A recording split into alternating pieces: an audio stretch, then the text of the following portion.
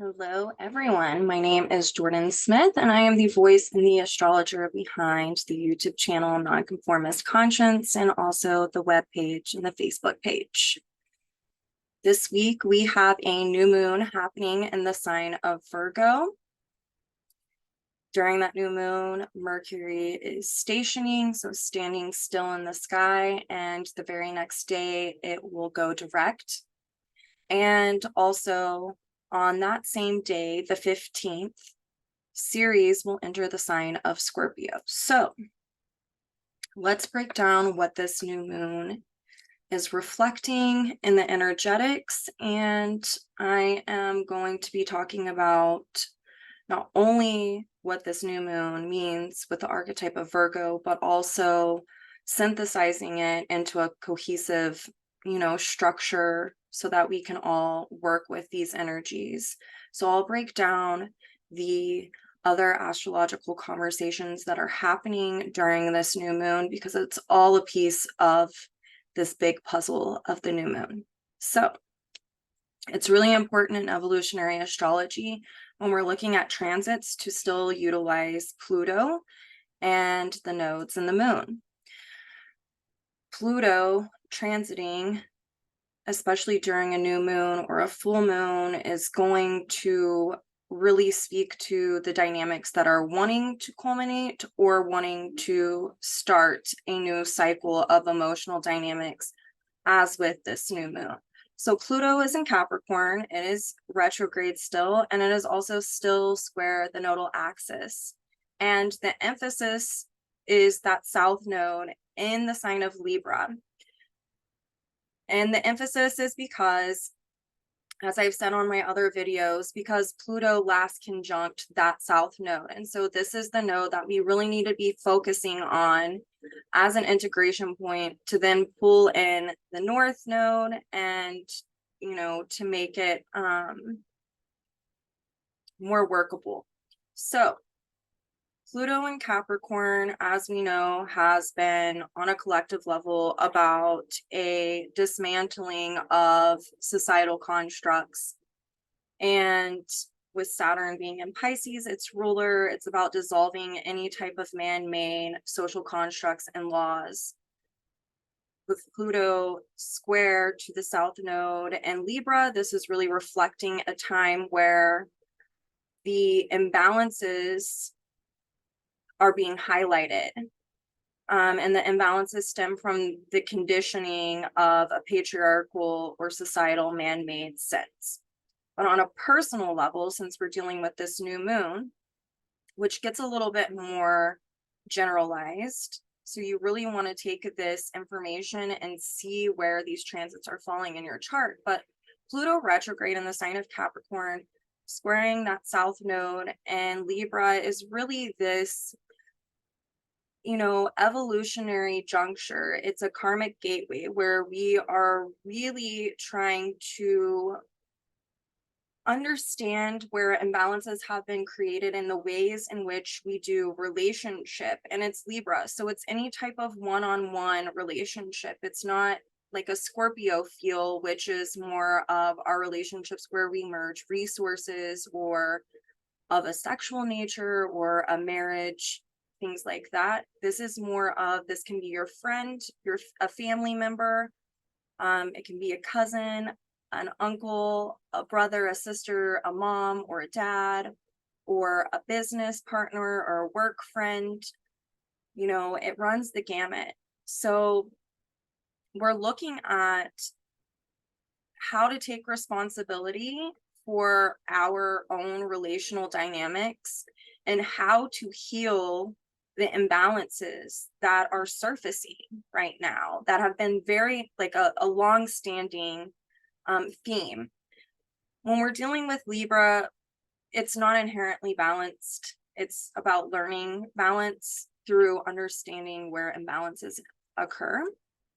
And so there's this need to be able to think for ourselves, to ask and answer our own questions. This is reflected in the Capricorn archetype, to stand outside of the status quo and what's been conditioned, to get to the bottom of these types of dynamics and how they've impacted our relational dynamics and our one-on-one relationships with others. For some, this can be looking at our conditioning around codependency and enmeshment, which is a form of imbalance. But it's also,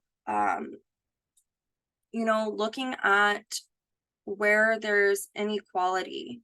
Are you, in a friendship where you're giving and you're making time, but you have these friendships where no one else seems to be doing that?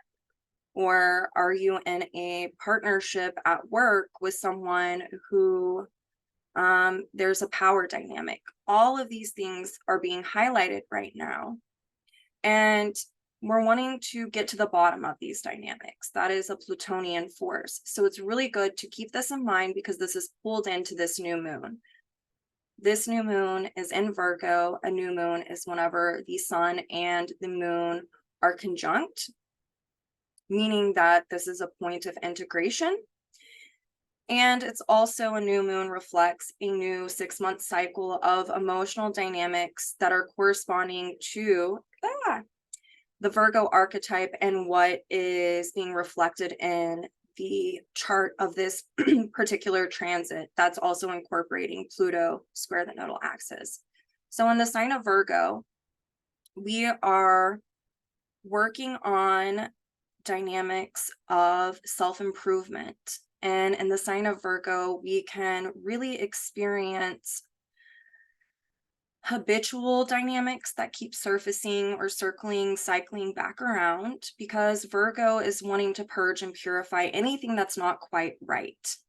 So we can be feeling a sense of self-criticism or projecting that out, or both. If we're feeling it within, oftentimes we do project that out onto others.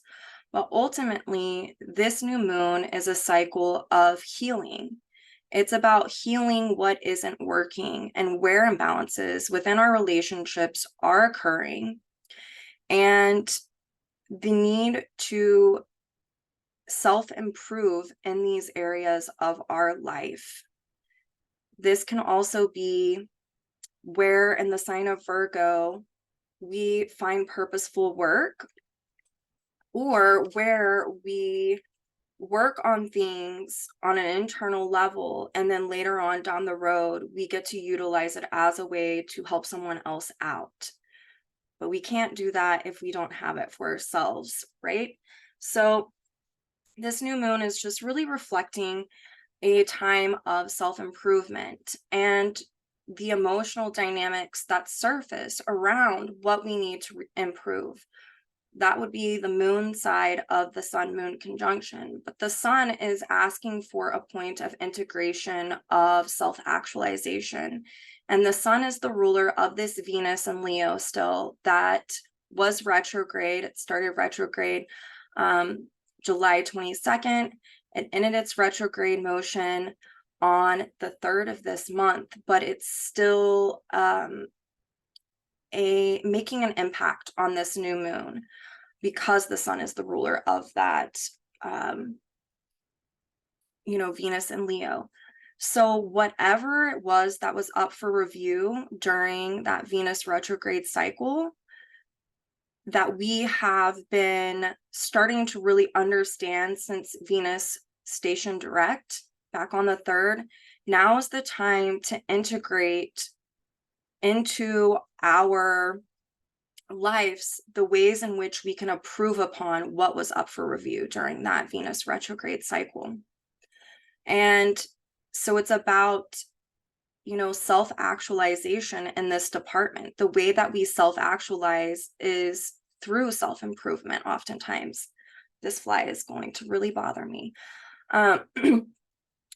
So with Venus still in the sign of Leo, it's about self-actualization, but it's also about our relationship with self and our relationship with other. And this is really emphasized seeing as that South Node in Libra is ruled by this Venus, and also we have Jupiter and Uranus and Mars all ruled by this Venus as well. So there's a lot of emphasis on self-improvement for our relationship to ourselves, and through that self-improvement and getting to the bottom of what isn't working and the conditioning factors around this, how we've been taught to be in relationship with self, it will then be able to create more balance and harmony in our other relationships, because there's an emphasis on understanding what it is that we're wanting to value, give meaning to, what it is we're needing, how we meet those needs, how we listen to others, how we listen to ourselves. And so all of this is coming up to the surface as a way to create more balance and harmony, and also pulling in that Pluto and Capricorn to have self-responsibility and a natural authority. So it's sovereignty. So this new moon is ruled by Mercury in the same sign, so it's in Virgo. It is stationing during this new moon, which planets, when they station, really energize the archetypal dynamics that are reflected in that planet and in the sign that they're in. So Mercury in Virgo has been a time of learning what needs to be self-improved, what needs to have a little bit more self-refinement. Where in our lives do we need to create healthier habits in the day-to-day? What are we needing to learn or remember how to do? And this has been part of this Mercury retrograde that happened as Venus was, at the end of her retrograde and then stationing. So as Mercury is stationed and at a standstill during this new moon, there can be more clarity around what it is that we're supposed to be doing as a way to self-improve. And it's the things that we are coming into awareness about on an intuitive sense, because when Mercury is retrograde, there's an emphasis on the intuition. So the intuition is a part of our instinctual nature. It is the unconditioned. It's also the area where, when we have all of the pieces of the puzzle, we are able to intuit how the puzzle is supposed to look. And so as Mercury is standing still during this new moon, there can be a lot of clarity revolving around what it is that we are needing to do, what choices are needing to be made, what it is that we're supposed to be discerning right now. This, Mercury is also standing across the sky from Saturn in the sign of Pisces, which is also retrograde. And so there is a need to throw something off and to have an integration of some sort. And so what this reflects to me is, with Saturn in the sign of Pisces, there is this culmination and dissolving process of old structures. And so if we're looking at this in a relational sense, if we're working on relational dynamics, how to be in balance and harmony with ourselves, how to go out into the world and be able to play with others on an equal level, this is about really throwing off the imbalances that have occurred through how we've structured our reality that has been by our conditioning of a man-made sense, something that is not natural. And the need to dissolve that and see how it's impacted our ability to be in equanimous relationships or balance and in harmony within life. So there's this need also with Mercury in the sign of Virgo to not deny what it is that that you should do. A distortion of Virgo is self-denial or making excuses. So there could be a need to throw off excuse making for some and to dissolve that, but to understand where that comes from. Are you someone who is overly critical of yourself and gets analysis paralysis, which is a form of, denying yourself?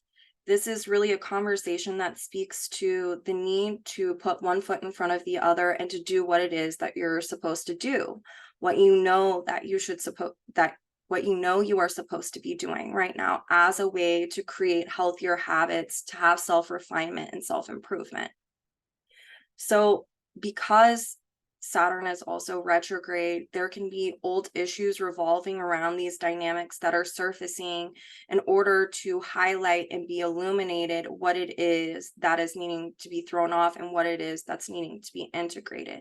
Saturn in Pisces is also about really dissolving more temporal values, and a restructuring takes place when that happens, because then there's space to implement more natural values. And that also speaks to this Saturn in Pisces being ruled by Neptune.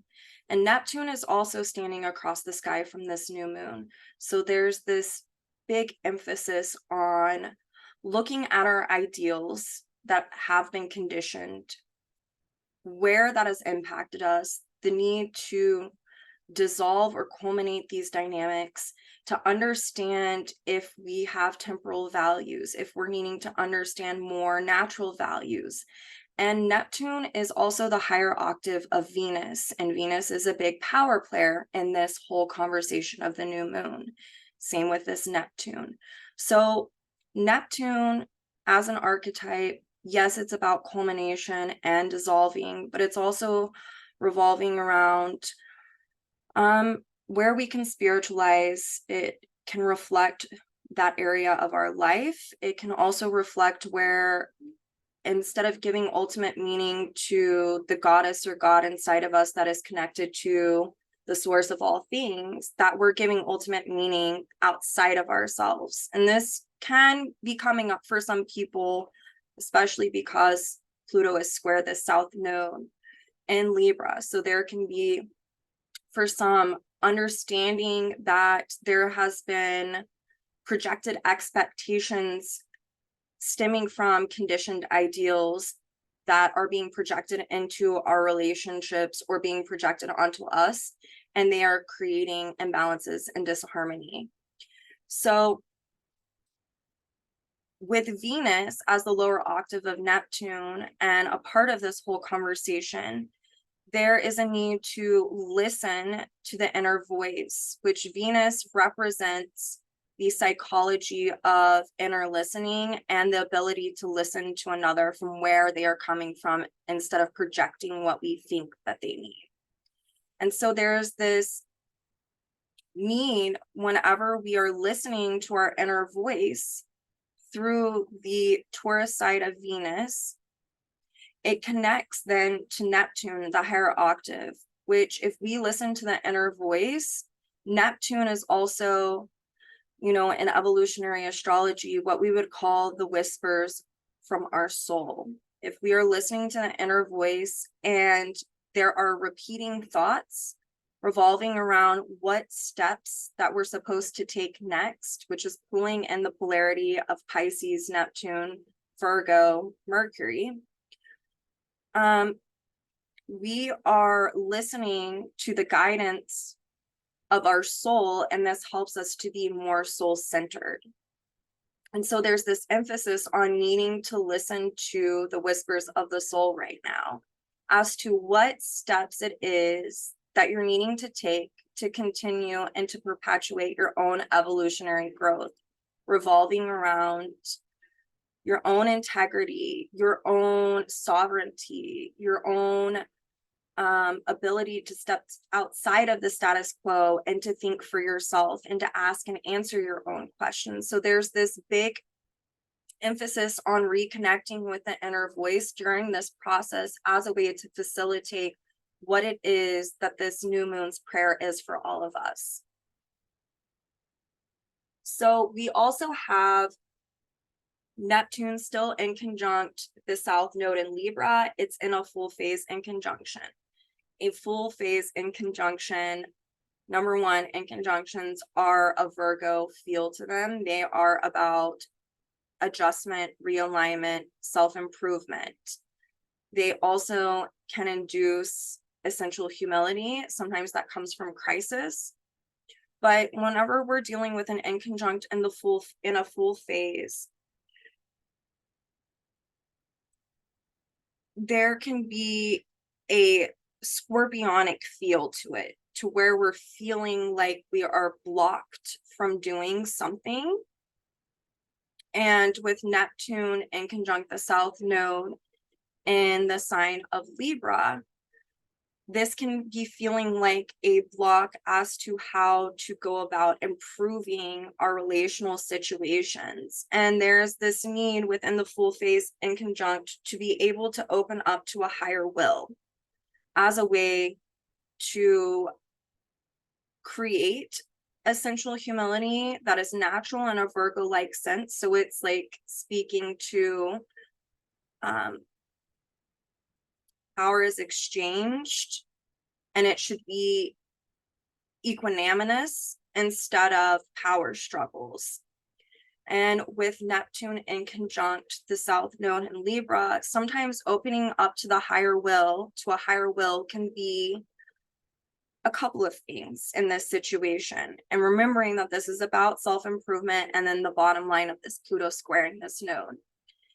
Opening up to a higher will can look like, I am going to listen to where someone else is coming from. And I am going to make a conscious effort not to project what I think that they should be doing onto this situation. That would be opening up to a higher will. If you are someone on the flip side who has Libra dynamics of where you tend to self-abandon, meaning that you tend to take on the values and needs of others and forget about your own whenever you're in a friendship, in a relationship of any variety. Say you're someone who always goes to a family member for help, or instead of thinking for themselves, or, you know, you're only thinking about your significant other and what it is that they're needing, and you're not getting your needs met. Sometimes opening up to a higher will is actually opening up to the guidance of source that is directly connected to the inner voice. And so it's our, you know, our higher self. It's inducing this soul ego connection, which really shouldn't be separate. When we're soul centered, it's the ability to be one instead of, which it always is. It's just, we are most often conditioned in society nowadays to think that our soul is very different than our ego. The ego emanates from our soul. So oftentimes people are needing to reconnect with this, to relearn about how this is one cohesive whole.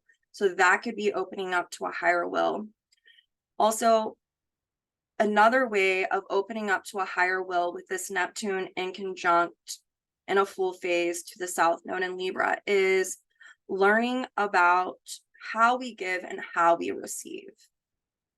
So if you abandon yourself in relationships, oftentimes you are not on the receiving end. You're the one who's always giving.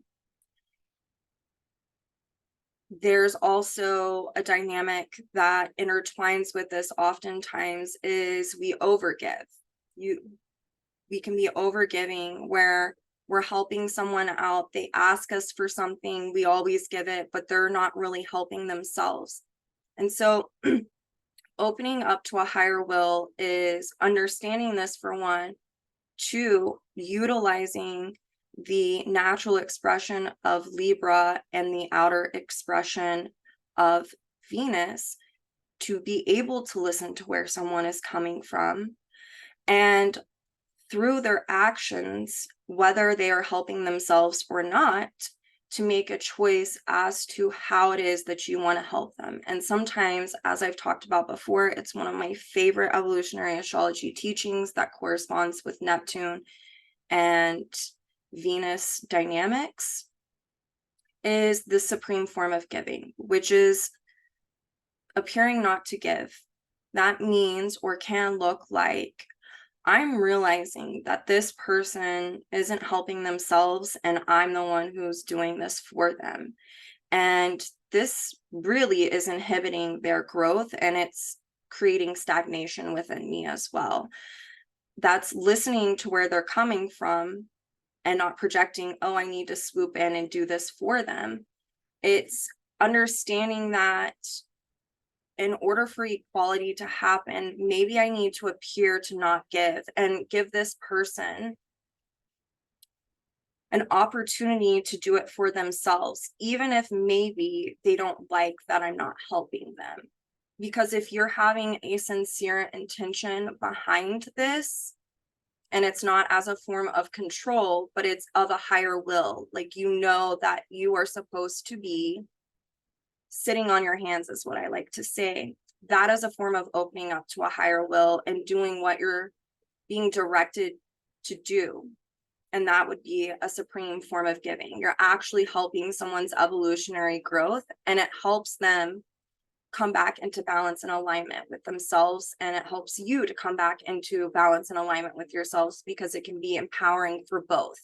And that establishes equality. Neptune is also in a crescent phase sextile to Pluto in this new moon chart. And a crescent phase sextile speaks to an ease of integration.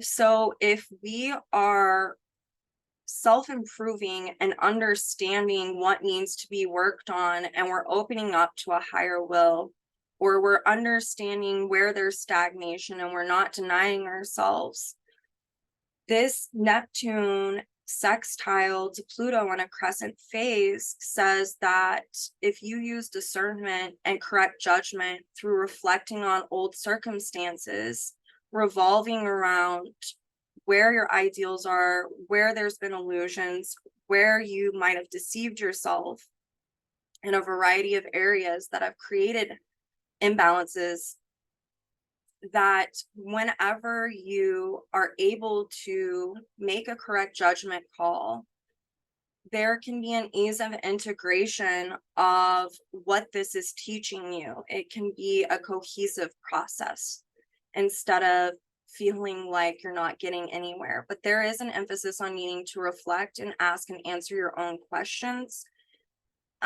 whenever it comes to making a choice during this time.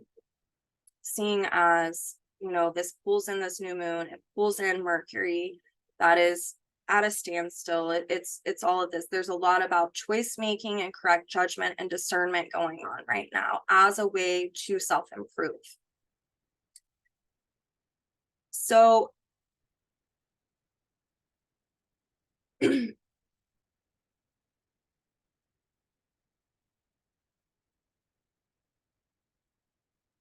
where is it?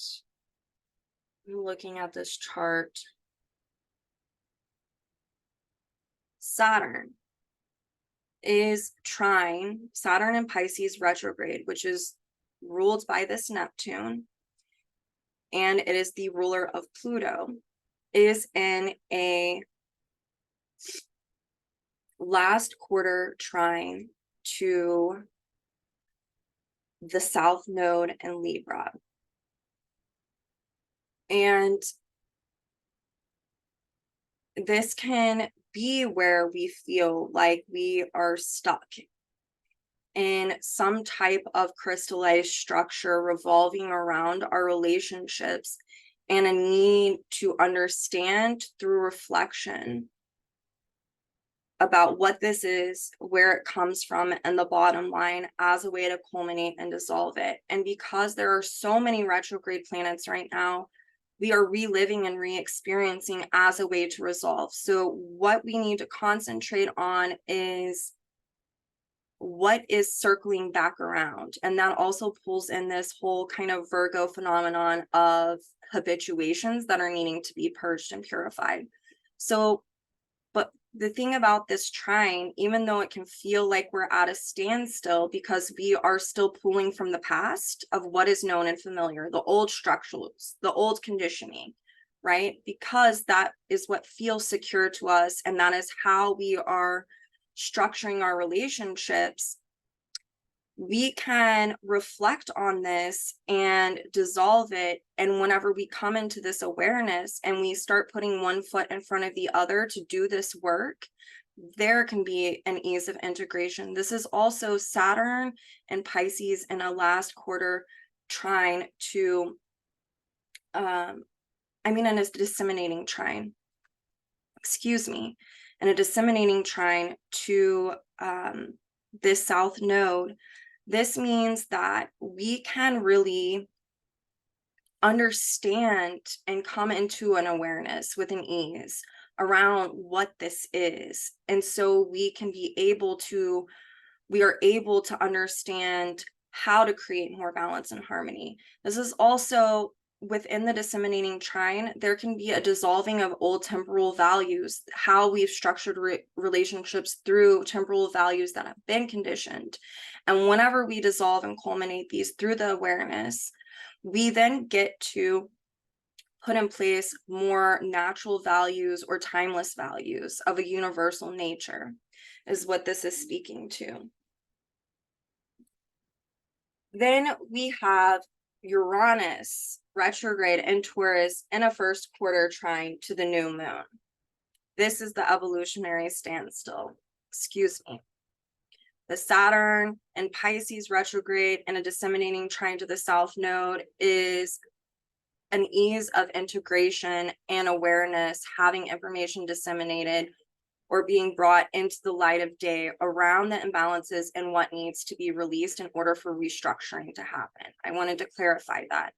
But the last quarter, the first quarter trine from Uranus to the new moon really speaks to feeling like there's an evolutionary standstill, like we're being blocked, like what is going on. And so let me break this down. Uranus is about liberation, and it's about shedding the skins of the past, or where we've over-identified with something about our conditioning. It's also where we might have over-identified with some traumatic experience, seeing as Uranus can be about trauma. It's also about individuation, which is a Jungian quality or theory around, really bottom line, thinking for yourself. 70% of the population, whatever their parents teach them, that's what they're going to go with. And if your family is part of the consensus, well, then you're going to have consensus values. And so this is Uranus. It's wanting us to liberate from this as a way to self-improve. And so there can be a standstill around some area, around our conditioning, that is thwarting us from self-improving right now. And that can really be highlighted. And this also deals with our relationship to self, seeing as it's Uranus and Taurus. So it's retrograde. It's circling back around. This is something that you're going to be like, oh, okay, I've dealt with this before. But it's some type of conditioning factor that has affected our relationship to ourselves. And so we're also looking at, what are your personal needs? What are your personal values? What are your inner resources? Are you able to objectify this in a way and not be overly critical and not get into the distortion of Virgo, but to use the natural expression of Uranus and objectify your feelings, Taurus's feelings around these areas of where you may have experienced traumatic events that affected your relationship to yourself, where you've experienced trauma from social, religious, cultural, or societal, familial conditioning, and the need to really release that in order for Uranus, being ruled by Venus and Leo, to self-actualize through understanding what your own values and needs are, and then implementing them in the day-to-day, the here and now.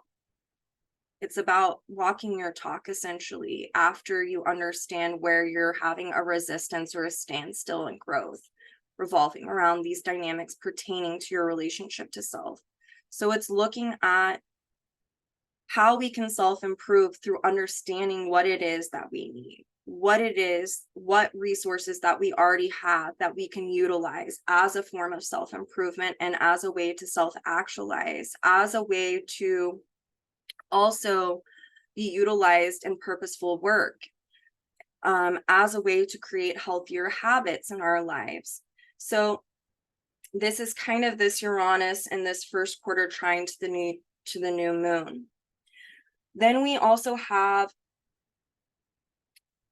Venus, the ruler of that Uranus, is also ruled by Jupiter and the South Node and Mars, but Venus in Leo is in a first quarter square to Jupiter, where she will perfect on the, the 16th, for the final time. She's done this, I think that this is the third time that she's going to be doing this, but a first quarter square is what I like to call a call to action.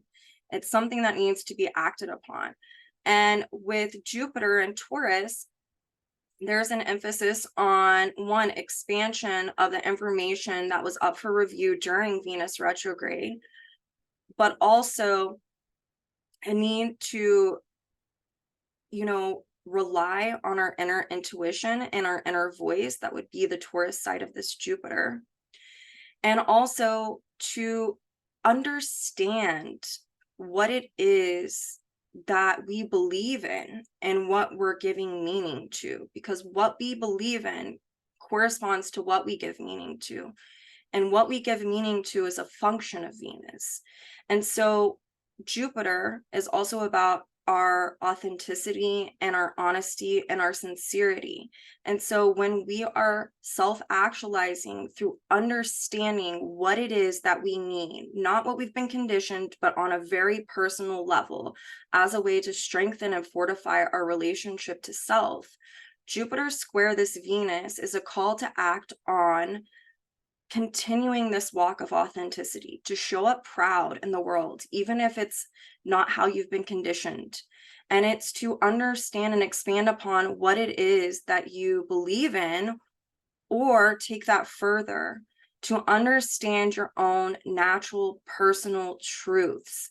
And then the call to act is to self-actualize through that.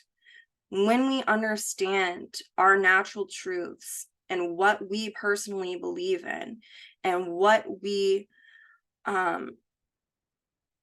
expanding upon from our own natural personal truths, with Venus and Leo, the self-actualization and the creative self-actualization comes through understanding, then knowing what we need and what we value. And then the call to act is to implement that into our relationship to ourselves, not just to know it, but to act it out, to live it. And then we also have Chiron in conjunct the new moon, and it's in a gibbous in conjunct. And this is a really interesting conversation, because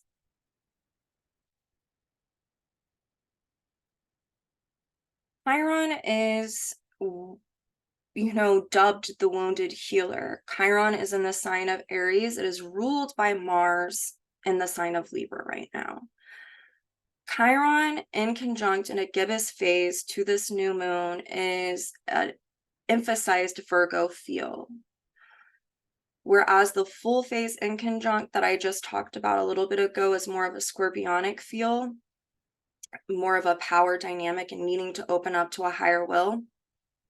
The gibbous in conjunct between Chiron and the new moon is where we can feel like we aren't capable of doing something. And this revolves around an old wound. We're wounding around our independence and our natural self-leadership of where, when we were younger, early years, Aries energy, we were conditioned to have certain attachment styles, is really how I look at this. Seeing as Mars is the ruler or the facilitator, one of the facilitators of this conversation between Chiron and the new moon, we are dealing with relational issues of where maybe we have had attachment styles that have structured our relational dynamics with others to where we are not interdependent, but maybe dealing with more codependent issues here. And that does stem from different types of attachment styles, anxious, avoidant, there's all shades. There's also secure attachment, which is what I would call an interdependent attachment. And so in psychology, an interdependent attachment, an interdependent relationship, is a relationship in which the power exchange is equanimous. Both people exchange energy, is what I'm going to call power, okay, in this context. Both exchange the same amount of energy with each other. It's a harmonious and equal give and take, give and receive. Whereas when you lean into a codependent relationship, there can be major power struggles where there is one person who is giving way more energy than the other one. I think a lot of people understand codependency a little bit better than interdependence within relationships. But I've seen this, whereas before the nodes, shifted into Aries, Libra, and it was Taurus and Scorpio, I saw a lot of people working on just their one-on-one, marriages, very any type of merging of resource type of relationships. I have been seeing so many people and counseling them since this nodal shift where they're dealing with stuff with friends right now, especially Uranus is a big power player right now, which is really the prayer for this transit. Uranus and Taurus is a radical alteration and transformation of the way we do relationship with self, but it's also, we can learn that through friendships, which is a Uranian Aquarian dynamic, through the counteraction of interaction with a friend. But I'm seeing a lot of people in friendships right now, it's being highlighted that there's codependency when really they were thinking that there was an interdependence going on. And so they're feeling a bit disillusioned, which is right on par with Saturn in Pisces and Neptune and the mix that's also in Pisces. So there can be a lot coming up revolving around that and looking at the wounds and where these attachment styles were conditioned and how that's impacted the balance within our relationships. And there are desires right now through the transits that we change our awareness around these wounds or come into a different type of awareness. And that's through objectifying it, seeing as Uranus is ruled by Venus, same as this Mars is. And so that is where we can change our awareness, is by utilizing that Taurian energy and objectifying the feelings and the emotional dynamics that are surfacing. And then with this in conjunct from Chiron to the new moon, that's where we can really come into this awareness of how we can improve upon this type of dynamic, where we can have discernment, where we can make different choices through that discernment. Mars is also conjunct Lilith, and Lilith is the asteroid of where we return to our natural state of consciousness. My teacher, Mary, talks about it returning to your soul root or core center. To me, it is about really returning to our most natural state, our most primal free state. But Lilith is also a guardian and protectress of this state. Each one of us come in with our own core soul structure, and Lilith really highlights this.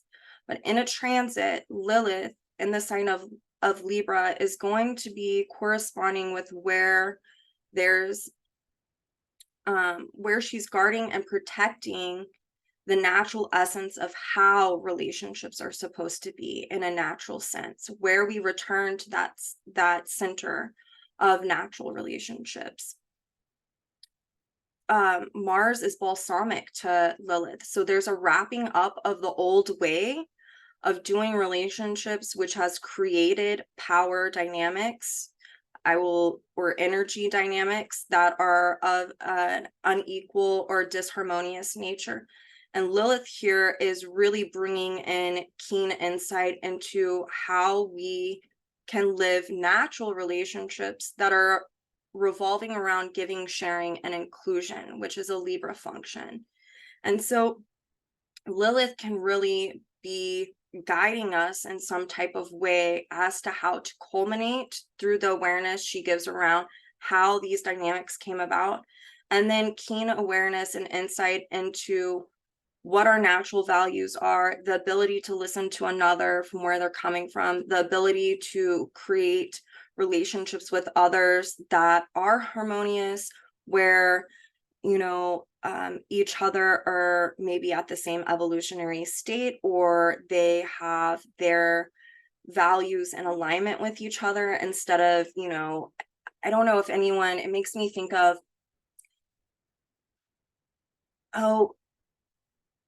people who get together who have like polarizing political thoughts, and how it's just, that means that their values are very different, and like, so they might want to be with each other, but they're also repelled by each other, and they really can't see eye to eye.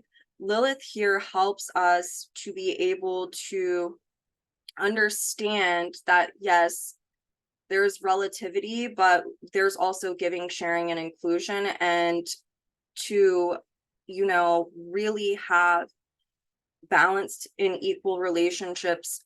We want to be around people who have similar values to us, or who have the courage to grow and evolve, maybe faster than us, maybe a little bit slower, but pretty much on the same, they're wanting to self-actualize and to grow and evolve, kind of around the same area or the same stage that we are.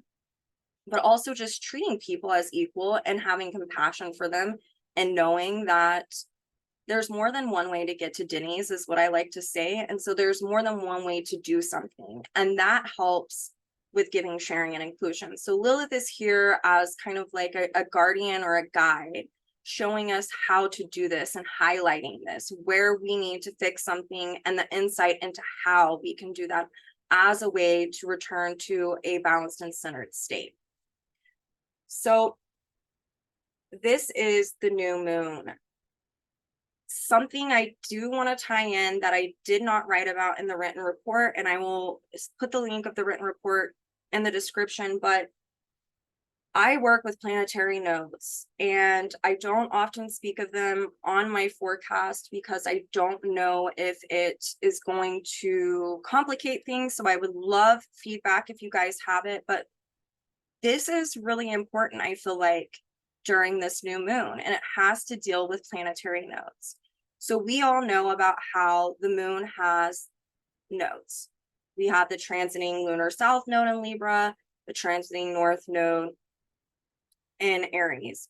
But every planet and asteroid, so every physical body in outer space that we know of, that we utilize in astrology, has a north node and a south node.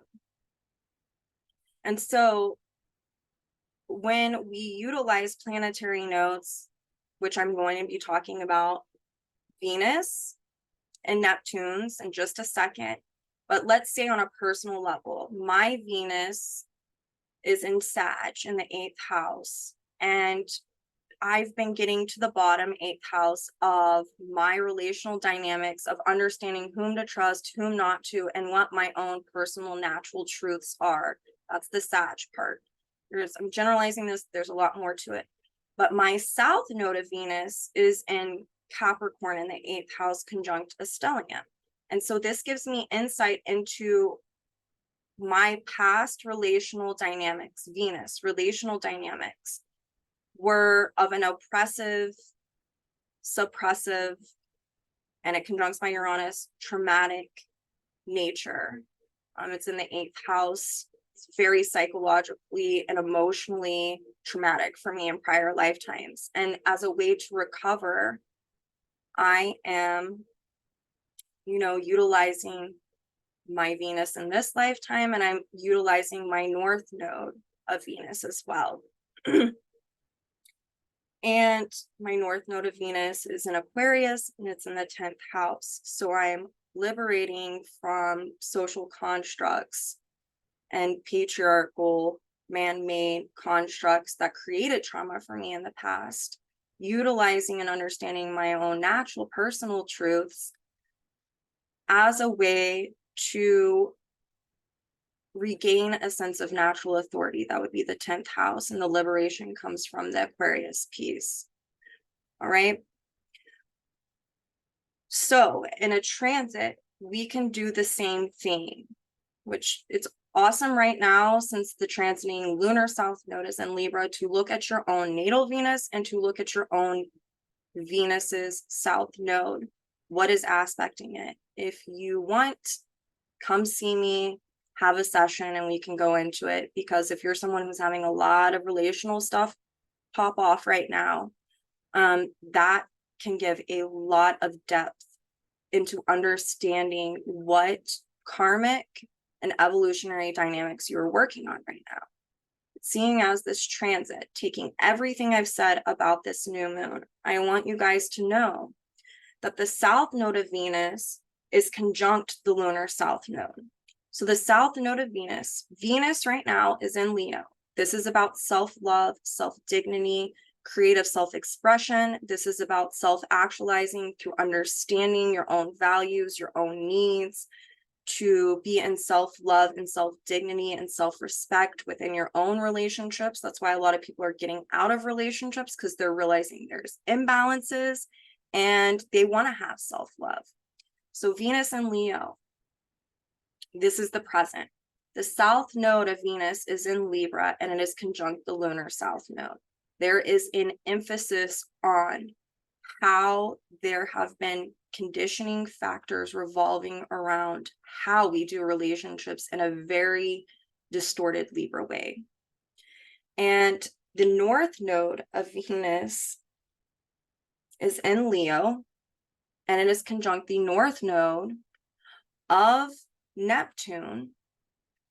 And the north node of Venus and the north node of Neptune are conjunct transiting Venus in the sign of Leo.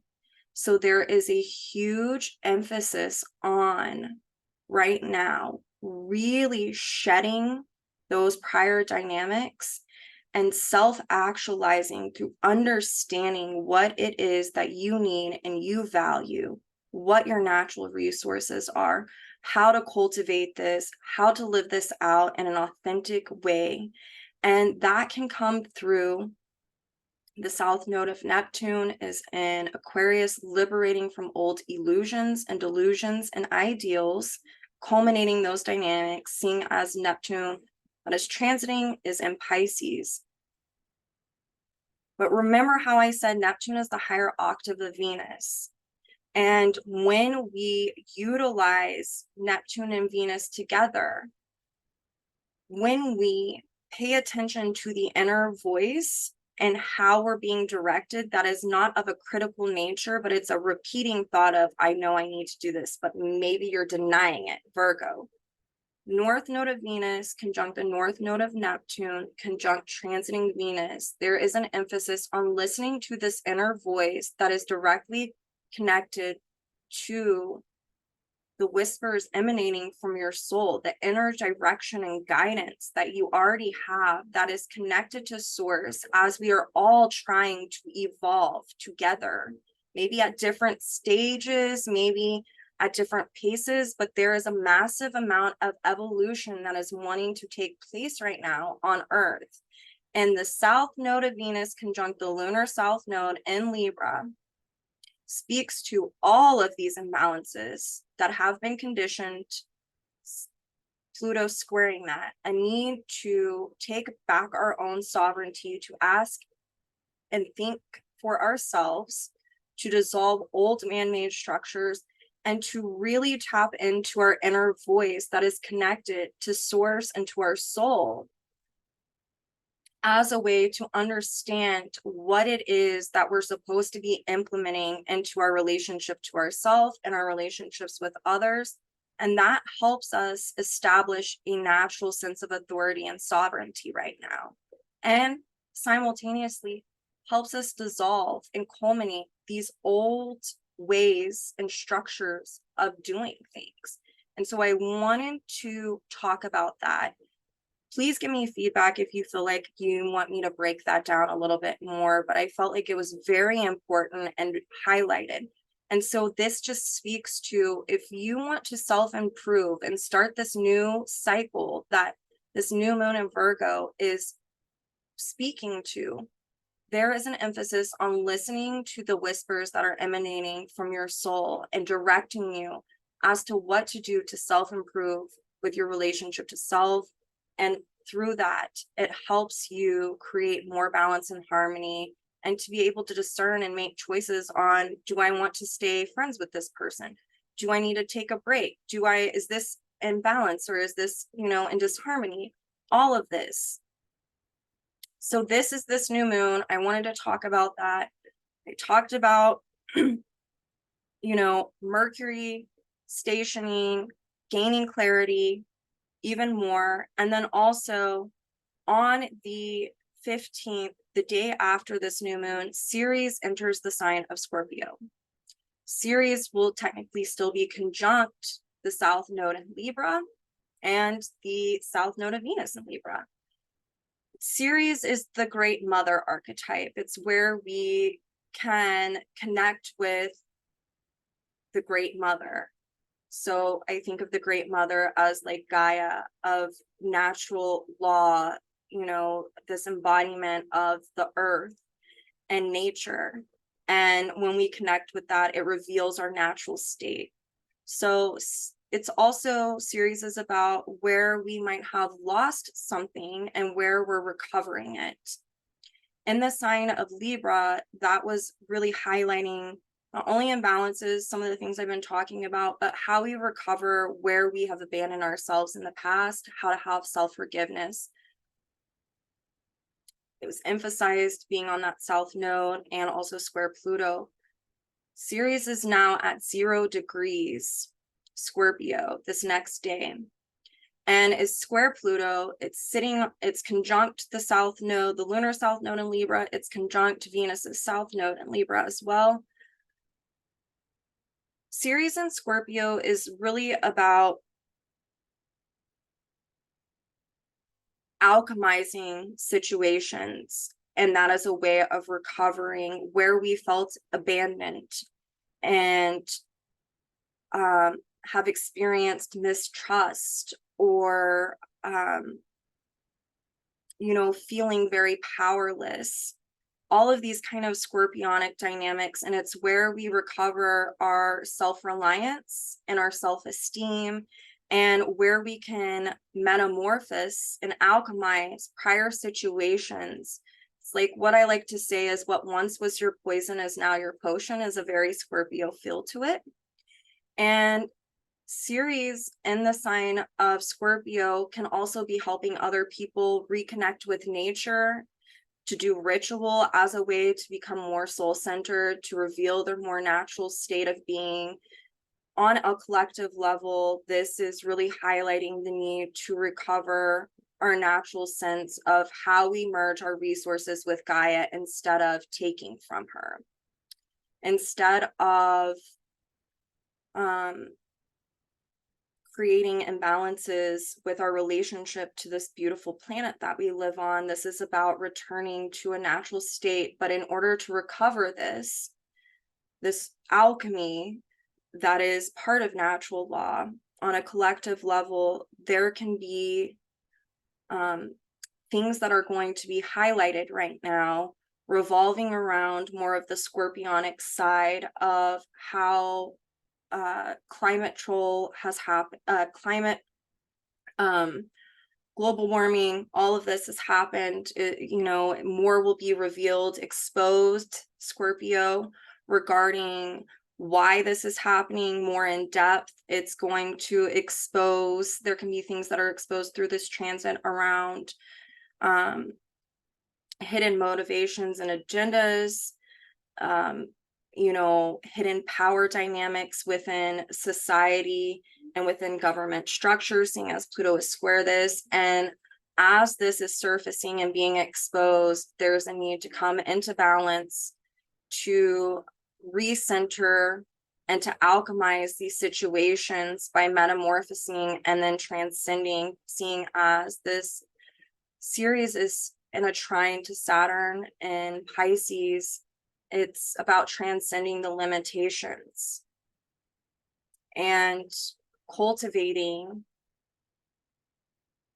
more universal and timeless principles on how we treat the Great Mother, Gaia, and how we also dissolve these old man-made structures and social constructs that have permitted the destruction of Gaia. But also this is going to highlight injustices that are happening all around the world, dealing with,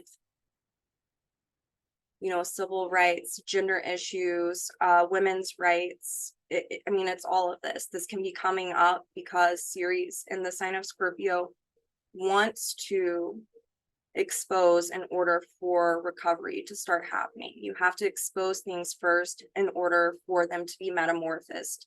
And then through the trine from Ceres to Saturn and Pisces, a new restructuring can take place. So this is your week's forecast. I will be here next week to talk to you more about the astrology. If you want to book a session with me, you can go to my website. I will post a link in the description. If you cannot afford my fee, that is fine. Send me an email. I do it all the time. You won't be the first person. You won't be the last. If you are really wanting to understand something, your evolutionary dynamics, you feel like this would be beneficial and you feel a soul calling, message me. I will work with you. No judgment. I don't mind. I wouldn't be offering it. Also, I am doing a talk on Lilith and the and her nodes coming up October 6th through 8th. My specific lecture I'm doing with Helena Garcia. She's an amazing evolutionary astrologer. We're going over the archetype of Lilith, how to utilize it in your own natal chart. If you want to register for the conference, I'm going to post a link in the description as well. And if you use the coupon code Pluto, you can receive 10% off registration. This is an online conference. You will have all of the videos are going to be recorded. You will have lifetime access to them. If you don't want to pay for the whole conference and you see a lecture on there, even if it's not mine that you want, you can pay for an individual lecture and you can show up and have a pass for the live class. If you can't make it, you'll also have the recording. So I wanted to say that here in Oklahoma, I'm doing a new moon ceremony tomorrow with my friend Lori. Come to it if you can. And I am also doing an eclipse panel on the 26th of September, and I will post a link for you to sign up if you want to sign up for that. It is free. It's a live discussion. There's going to be a Q&A. It is me and 3 other astrologers who are amazing, and I hope to see you there. Have a beautiful week. This is major healing energy. Remember that the value is in the effort and not the outcome. That is a great Virgo lesson. And that you just keep putting one foot in front of the other. Even if you fail, you get up, you try again. Have a good week, and I will see you next week.